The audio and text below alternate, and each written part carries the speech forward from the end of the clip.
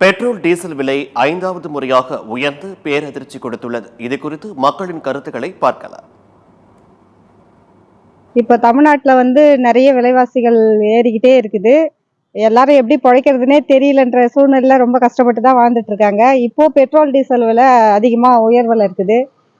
எல்லாருமே இப்போ போய் சேர வேண்டிய இடத்துல சீக்கிரமா போய் சேரணும்னு நினைக்கிறதுக்காக தான் டூ வீலர் எடுக்கிறாங்க. வண்டி, காரு, டாடா ஏசி, லாரி அது மாதிரி யூஸ் பண்றாங்க. சேர வேண்டிய இடத்துல குயிக்கா போய் சேரணும்னு.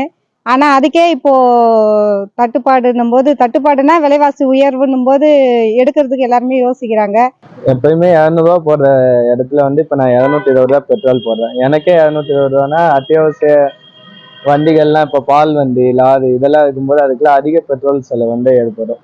அதனால மத்திய அரசு சீக்கிரமா இந்த பெட்ரோல் குறைக்கிறதுக்கான வழிமுறைகள் தேடணும். சரக்கு கட்டணம் உயர்வதால்